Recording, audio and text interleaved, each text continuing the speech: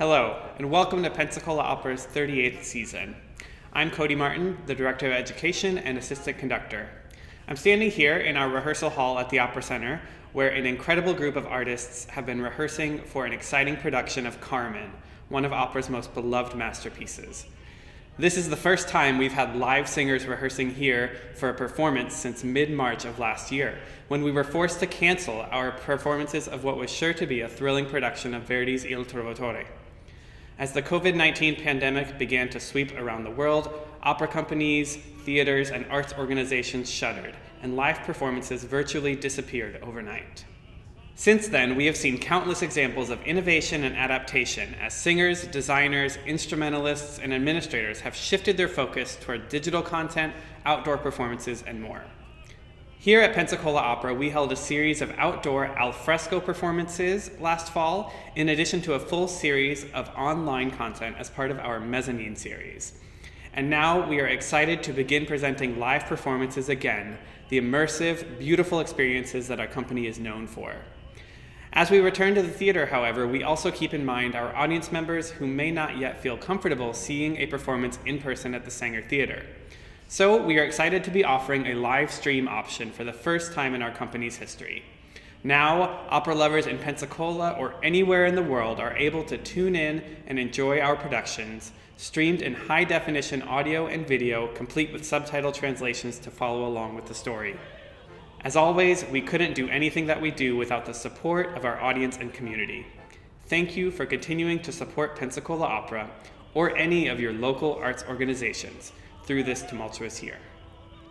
Now, let's take a brief look into Carmen, starting with some background information about the composer.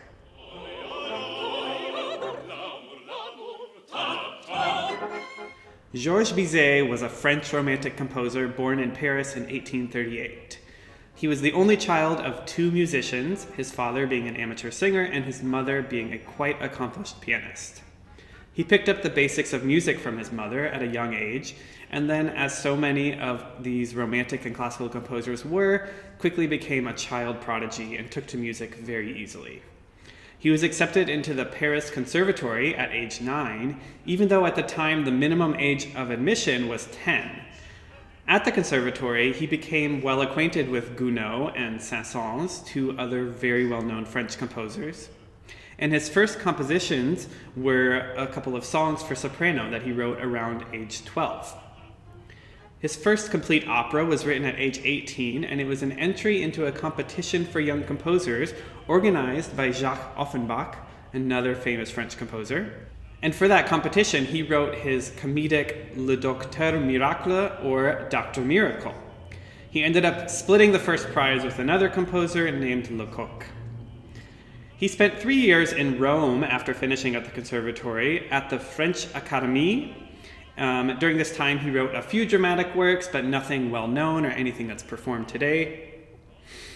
And then once he was back in Paris, he had his first produced opera. And the first opera that he had staged was Les Pêcheurs de Perles, or The Pearl Fishers, which premiered at the Théâtre Lyrique in 1863.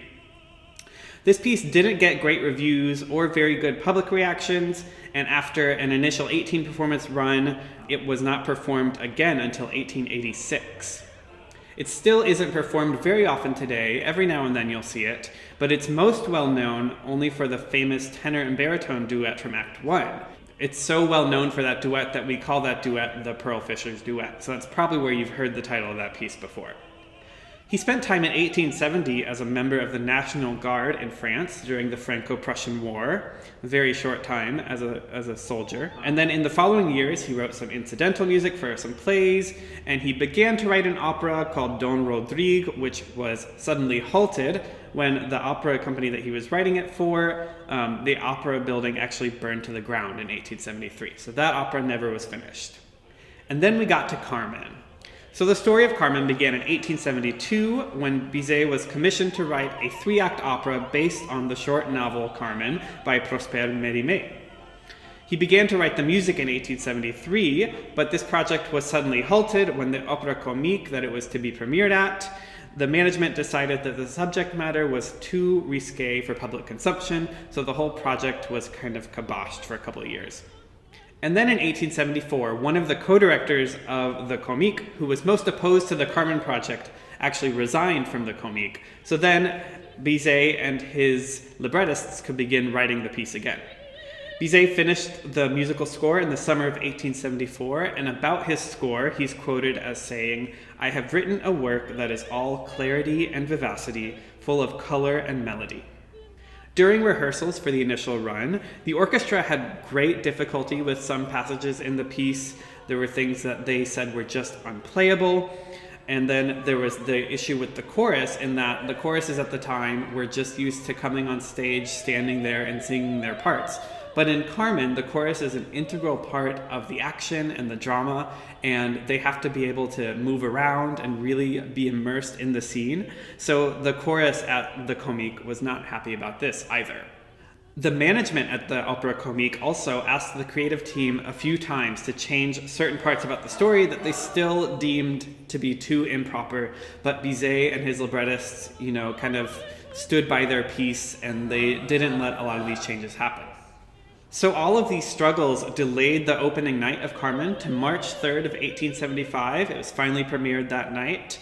And in attendance were a few famous French composers. Massenet, Saint-Saëns, and Gounod were all there. The fellow composers appreciated the significance of the piece. They complimented Bizet and said it was great.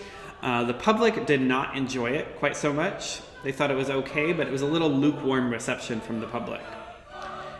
And then just a couple of months later, partway through the initial run, it had just opened. And then on June 3rd of 1875, Bizet was swimming and he actually died of a heart attack.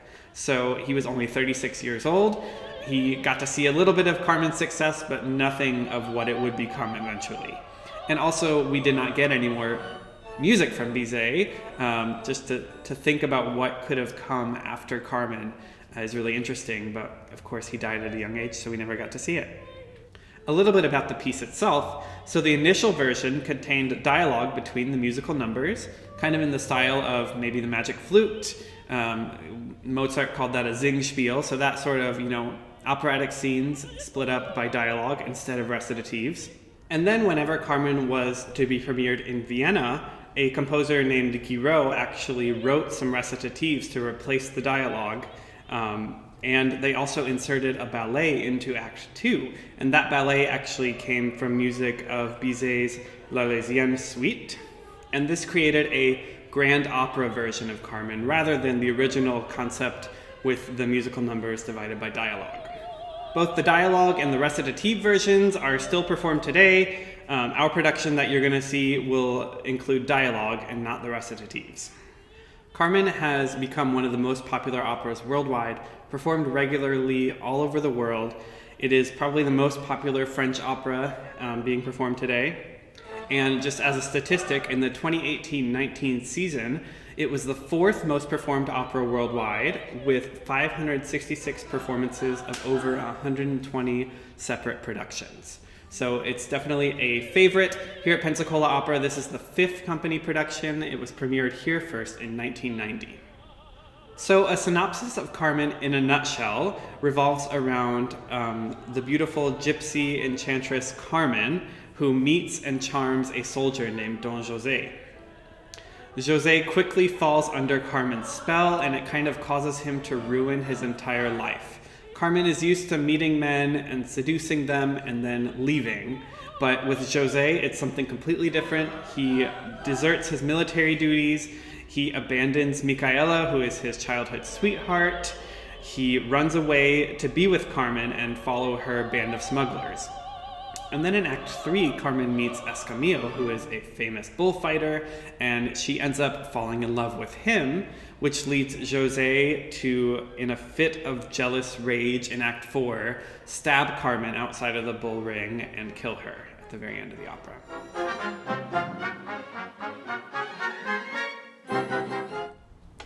The music in Carmen is some of the most exciting, beautiful, lyrical music that you'll ever hear in any opera. It's one of my favorite scores, and there's a reason that so many people have come to fall in love with Carmen over the years. Bizet drew influence for some of the music from a lot of Latin elements. For example, Carmen in Act 1 has a tra-la-la melody during the first act melodrama, and that is based on a Spanish folk song. And then the habanera in Act 1, which is Carmen's entrance, it's a well-known melody. You'll recognize it.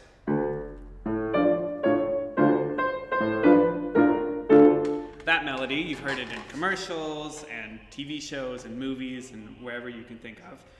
But that aria was actually based on a real song called El Argelito by Sebastián Iradier, who was a Spanish composer at the time. And a funny story is that whenever Bizet heard that song, he thought it was just a generic folk melody, so he wrote this music, not knowing that it was actually a song written by a person alive during the time. And then whenever he found that out, he actually added a note to the score crediting Iradier with that song. So here, let's listen to that Iradier song so you can hear how similar it sounds to the habanera. Chinita mía, ven por aquí, que tú ya sabes que muero por ti. Chinita mía, ven por aquí, que tú ya sabes que muero por ti. Another Latin element that we see in the score is the use of castanets in Carmen's Act 2 duet with Don José. She does a little dance for José to kind of seduce him, and she dances with castanets. And that's something that's really impressive about the mezzo-sopranos who sing Carmen, is that they usually, some mezzos travel with their own castanets for Carmen, and, they're well-versed in how to play, all for that one scene. The chorus in Carmen is large, and it's very important to the piece. You could not do Carmen without the chorus. They might as well be another principal. They're featured very prominently in Act 1. The women have a large fight scene. In the opera, it happens when Carmen is being accused of stabbing a woman in the factory named Manuelita. And so we hear all of the chorus women, it's a big feature for them, sing this very wordy ensemble that's very impressive and exciting as they're all screaming for somebody to help to break up this fight. So let's hear a little bit of that chorus now.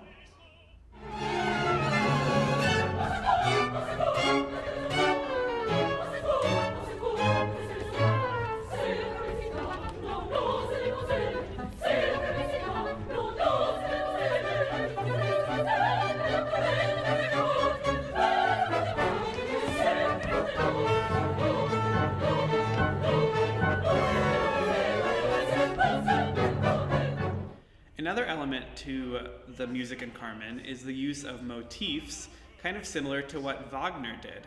And an interesting thing about that is Bizet originally didn't really like Wagner. He thought it was, overhyped and a little overdone. But then he saw the premiere of Tannhäuser, and after that he fell in love with Wagner's music. And that's why a lot of people since then has said that Bizet's music has a lot of Wagnerian elements to it.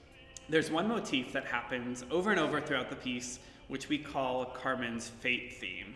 This theme first appears at the end of the prelude, right before we go into Act 1, and this is what it sounds like.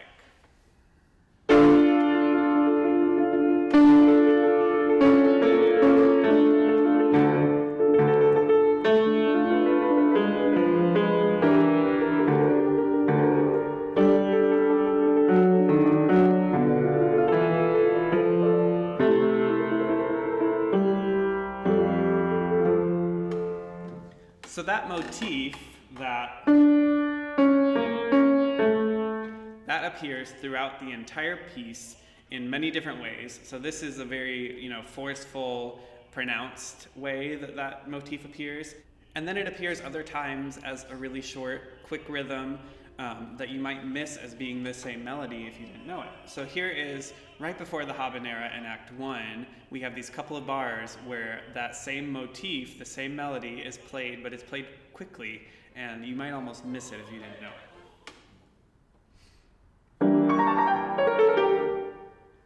So those notes are the same melody, just changed a little bit and played really fast. So that's the fate theme in Carmen. It happens throughout the entire piece, so look out for that. So those are just some of the themes and musical ideas to listen for whenever you're watching Carmen, and I hope you enjoy what is such a beautiful, masterful score.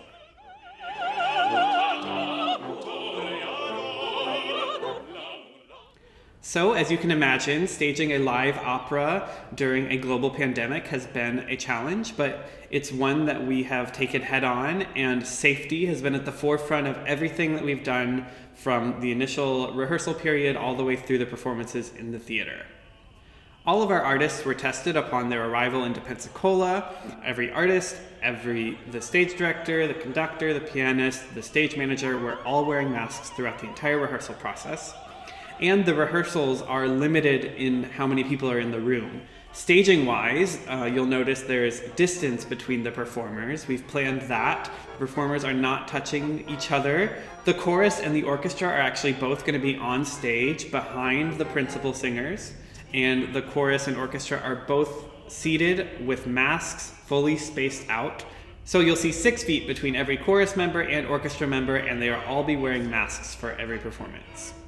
Our wonderful cast is led by Pensacola Opera favorite and former artist-in-residence Elise Qualiata in the title role of Carmen. She sang her first Carmen here with us, and we're excited to have her back for what is now one of her many Carmen performances that she's sung. Adam Deagle will be premiering here with us as Don José. He sang in the Three Tenors concert for the Fufu Festival back in 2015, and he was supposed to be making his premiere with us last spring in Il Trovatore, but that was, of course, canceled. So he's sung José all over, and it's really exciting to hear him sing this role. Luis Alejandro Orozco will be singing the famous bullfighter Escamillo, and you might recognize Luis. He appeared with us in 2019 in Florencia in the Amazon as Rio Lobo.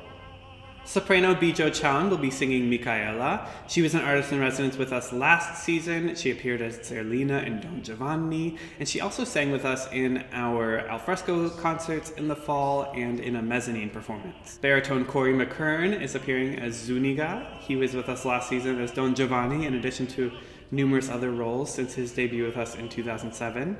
Soprano Alyssa DeSoy will be singing Fresquita. She's an artist-in-residence with us this season. Mezzo-soprano Erin Alford will be singing the role of Mercedes. Cameron Lopriore will be premiering with us as Remendado. And our baritone artist-in-residence Jack Channer will be singing Don Cair. We're also excited to be joined on stage by the wonderful Pensacola Symphony, the Pensacola Opera Chorus, and the Pensacola Children's Chorus. Carmen will be conducted by our artistic director, Jerome Shannon, and directed by Fenlon Lamb, who made her debut with us last season directing Don Giovanni. The fabulous costumes that you'll see were designed by Glenn Avery Breed and Wardrobe Witchery, and the scenic design elements were designed by Paper Moon Opera Productions. Thank you again for tuning in. I hope this gave you a little background into the piece and the composer and how we put on this production. And without any further ado, I hope you enjoy Carmen.